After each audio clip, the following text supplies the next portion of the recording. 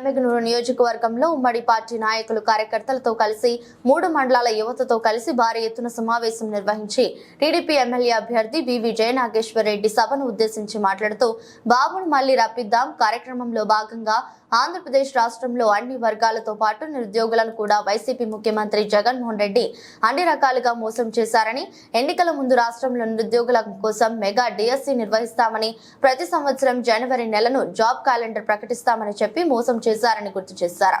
యువత తలుచుకుంటే సాధించలేనిది ఏదీ లేదని గుర్తు చేసి రాబోయే రోజుల్లో ఉమ్మడి టీడీపీ పార్టీ అధికారంలోకి వచ్చిన వెంటనే యువత కోసం చేపట్టబోయే పథకాలను గురించి వివరిస్తూ కర్నూలు ఉమ్మడి పార్టీ ఎంపీ అభ్యర్థి బస్తిపాటి కురవ నాగరాజు గారిని ఎమ్మెల్యే అభ్యర్థిగా తనకు 2 ఓట్లు సైకిల్ గుర్తుపై వేయించి అఖండ మెజారిటీతో గెలిపించాలని కోరారు.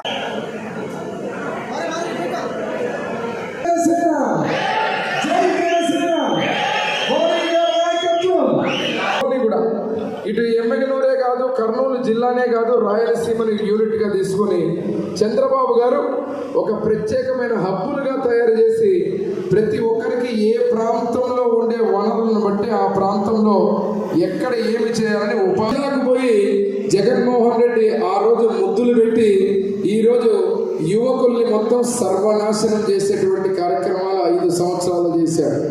మరి ఈరోజు బాబును మళ్ళీ రప్పిద్దామనే అంశంలో ఈ వేదిక మీద ఇక్కడ ఉన్నటువంటి తెలుగుని కూడా ఒకసారి మనం ఆలోచిస్తే ఆ రకమైన విష ప్రచారం చేసిన జగన్మోహన్ రెడ్డి ప్రతి ఒక్క యువకుడు మెదడులో ఏమి నింపాడంటే ఏదో జగన్మోహన్ రెడ్డి వస్తే బ్రహ్మాండమైన అవకాశాలు కల్పిస్తాడు, యువతకు ముందుకు తీసుకుపోతాడని చెప్పి నమ్మించి ఓట్లు వేసుకున్న తర్వాత ఏం చేశాడు? ఈరోజు యువతని ఆంధ్ర రాష్ట్రంలో గంజాయికి అలవాటు చేశాడు. యువతని ఆంధ్ర రాష్ట్రంలో మెగా డిఎస్సి అని చెప్పి మెగా మోసం చేశాడు. యువతకు జాబ్ క్యాలెండర్ ఇస్తామని చెప్పి నామాలు పెట్టాడు. ప్రతి ఒక్క యువతకు ఈరోజు చదువుకున్నటువంటి టెట్ కానీ, బీఈడి కానీ, డిగ్రీ చదువుకున్న పిల్లలందరికీ ఇంటికి ఒక ఉద్యోగం ఇస్తానని చెప్పి 3 నామాలు పెట్టి మోసం చేశాడు. మరి ఈరోజు యువత చాలా శక్తివంతులు. నేను ఎందుకు చెప్తున్నా ఈ పదం అంటే